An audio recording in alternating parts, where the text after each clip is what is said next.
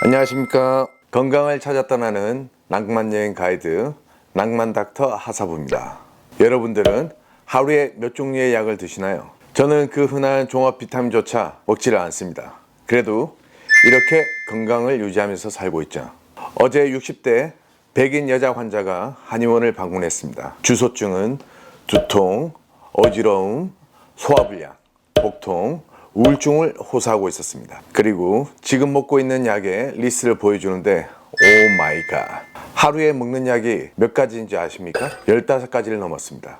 건강한 사람도 하루에 그 정도 약을 한 달만 복용해도 몸이 성치 않을 건데 10년을 넘게 먹고 있었으니 눈에는 힘이 없고 얼굴색은 시커멓게 타들어가고 몸은 스폰지가 물을 먹은 것처럼 부어 있었습니다.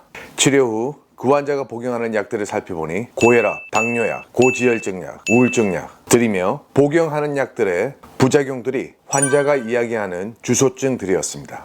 그리고 그 부작용들을 위한 약들이었습니다. 의료인으로서 한편으론 미안한 감정도 느꼈습니다. 아마도 여러분들도 예외가 아닐 거라 생각합니다. 그 많은 약들, 건강기능식품들, 과연 우리의 오장육부가 성할 리가 있을까요? 몸을 위해 먹는 것들이 독이 될 수도 있습니다. 이렇게 몸속에 쌓이는 독들은 항상 우리의 몸을 염증 상태로 만드는 만성염증을 야기시켜 몸을 병들게 합니다. 이런 악순환을 끊기 위한 실생활에서 꼭 지켜야 할 12가지 관리 철칙을 알려드리겠습니다. 첫째, 늘어난 체중을 줄이자. 늘어난 체중을 줄이고 비만을 치료하는 것도 만성염증을 예방하는 제일 중요한 원칙입니다. 비만세포에서는 다량의 염증 물질이 분비되기 때문입니다. 다시 말해 비만세포가 바로 염증 물질인 것입니다. 그 중에서도 배에 들어찬 내장 지방이 특히 위험합니다. 내장의 지방세포는 아디포카인이라는 염증 물질을 분비하고 이는 신진대사를 방해해 지방이 더 쌓이게 만드는 염증 그리고 지방의 악순환을 일으킵니다. 내장 지방은 만성염증뿐만 아니라 당뇨, 고지혈증, 고혈압 등 각종 질병을 일으키는 악의 축이라고 할 수 있습니다. 자신의 적정 체중을 유지하고 만약 적정 체중을 초과하고 있다면 반드시 다이어트를 해 체중을 정상으로 줄이는 노력이 필요합니다. 두 번째, 장내 유익균을 늘리고 장내 유해균을 줄여야 합니다. 장내 유해균은 장누수와 소장세균 과다증식을 일으켜 우리의 몸의 면역기지인 장 건강을 해치는 주범입니다. 장내 세균의 균형을 회복하는 것이야말로 중요한 만성염증 예방법이 되는 것입니다.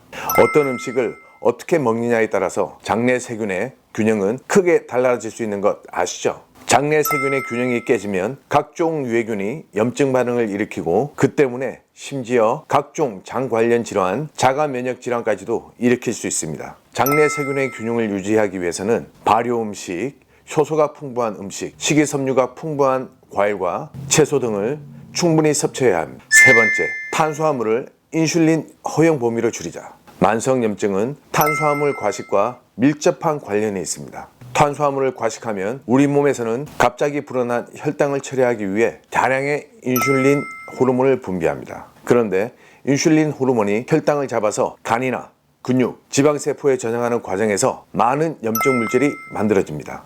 특히 인공적으로 만든 액상과당은 천연과당보다 혈액 속 단백질 성분과 엉기면 작용이 빠르게 일어나고 이렇게 단백질이 당과 엉기면 최종 당화산물을 만드는데 이는 혈액 속에서 다량의 염증 물질을 만듭니다. 과식하고 그래서 혈당이 넘치고 인슐린이 과다 분비되는 과정이 반복되면 만성염증이 그만큼 쉽게 발생합니다. 가장 먼저 실천해야 할 일은 자신의 탄수화물 섭취를 적정량으로 줄이는 것입니다. 사실 우리는 탄수화물을 필요 이상으로 먹을 때가 많습니다. 계속 뇌를 쓰고 피로에 시달리는 현대인이라면 탄수화물이나 단 음식을 입에 달고 사는 경우가 많은데 이것이야말로 철저한 계산이 필요한 사안입니다. 하루에 어느 정도의 탄수화물 섭취가 필요한지 꼼꼼하게 점검하고 그 필요량에 알맞게 식단을 짜고 간식도 섭취해야 하는 것입니다. 이것이 어렵다면 평소 자신이 먹는 탄수화물 음식, 단 음식을 딱 10%만 줄이면 만성염증을 크게 줄일 수 있습니다. 네 번째, 암을 일으키는 만성염증성 감염을 줄이자. 지속적인 감염은 만성염증을 일으키고 이는 암을 일으킵니다. 각종 감염을 줄이는 것이 만성염증 예방에 대단히 중요합니다. 우리 몸은 하루에도 크고 작은 많은 세균과 바이러스에 노출됩니다. 이런 감염병들은 손 씻기만 잘해도 크게 줄일 수 있는데요. 한 통계에서는 비누의 발명이 인류 수명을 20년 이상 늘려주었다는 보고도 있습니다. 손 씻기만 잘해도 수인성 감염병의 약 50%에서 70%를 예방할 수 있습니다. 될 수 있는 대로 손을 씻을 때는 비누를 사용해서 깨끗하게 씻는 습관을 들일 필요가 있습니다. 다섯 번째, 동맥경화를 줄이자. 동맥에 쌓인 콜레스테롤이 염증을 일으킨다는 사실도 발견되었는데요. 혈관을 깨끗하게 유지하는 것이 염증을 줄이는데 대단히 중요한 예방 수칙인 것입니다. 다양한 혈관 건강 습관들이 만성염증도 동시에 예방해주는 효과를 가지고 있습니다. 여섯 번째, 술을 줄이고 담배를 끊자. 다른 건강 습관들을 아무리 지키고 잘 실천한다고 해도 과음을 하고 흡연을 계속한다면 아무 소용이 없습니다. 일곱 번째, 자연식을 늘리고 인스턴트 식품과 식품 첨가물을 줄이자. 인스턴트 식품에 든 각종 화학물질이 염증을 유발한다는 사실도 여러 연구에서 통해 밝혀진 바 있습니다.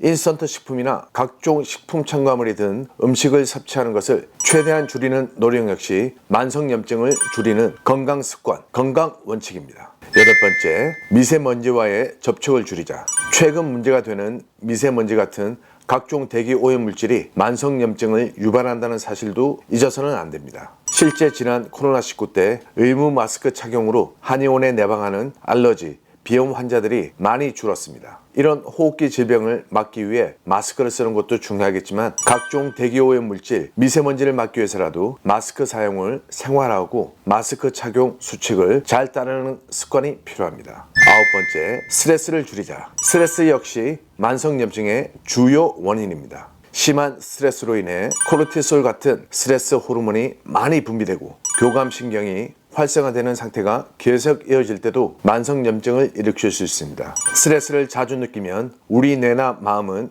스트레스에 더 취약해집니다. 그 다음에는 아주 작은 스트레스에도 심하게 느끼고 힘들어할 때가 있습니다. 평소 스트레스가 심해지지 않도록 다양한 노력을 펼쳐서 스트레스를 줄이는 노력이 필요합니다. 자기만의 스트레스 관리 비법을 마련한 것은 만성염증을 예방하는 건강 습관이기도 합니다. 열 번째, 한 자세로 있는 시간을 최소화. 같은 자세로 한 자리에 오래 앉아 있는 것은 건강에 대단히 해롭습니다. 한 자세로 있는 시간을 최소화하는 것과 함께 꾸준한 운동 역시 만성염증 예방 효과가 무척 큰데요. 하루에 1시간 정도 빠른 걸음으로 유산소 운동을 하면 근육에서 염증 조정 물질인 인터루킨 6와 카테콜라민을 분비시켜 염증 세포가 활성화되고 그로 인해 사이토카인이 만들어지는 것을 억제할 수 있습니다. 자신의 자세에 혹시 문제가 없는지 계속 살피고 문제가 있다면 바른 자세로 교정하기 위해 노력해야 합니다.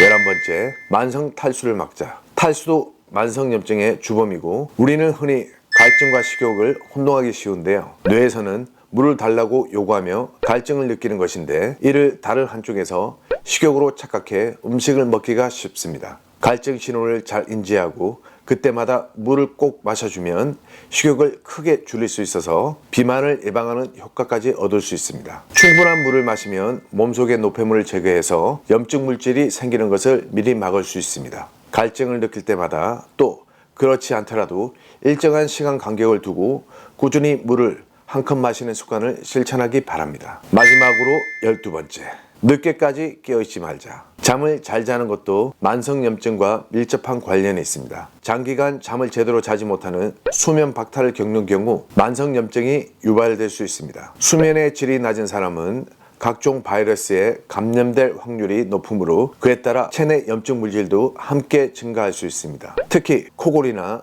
수면 무호흡과 같은 수면 장애를 일으키는 원인이 있는 경우 만성염증 위험도 크게 높아질 수 있습니다. 자신의 수면 상태를 전반적으로 점검하고 문제점이 있다면 하나씩 제거해서 숙면할 수 있도록 돕는 것이 만성염증 예방에도 큰 도움이 될 수 있습니다. 제가 흔히 환자들에게 하는 말은 잘 먹고 잘 자고 잘 싸면 병원에 갈 일이 없다고 항상 말해줍니다. 인간의 몸은 단순히 위에 3가지만 잘 지켜도 몸은 알아서 회복하고 건강을 유지합니다. 이번 편에서는 만성염증 예방을 위한 생활수칙 12가지를 알아봤습니다. 12가지를 다 할 자신이 없다면 한 2가지라도 먼저 실천하길 바랍니다. 하다가 포기하더라도 안 하는 것보다는 훨씬 낫다고 생각합니다. 다음 편에서는 잘 먹는 것, 만성염증에 좋은 음식에 관해 이야기하도록 하겠습니다.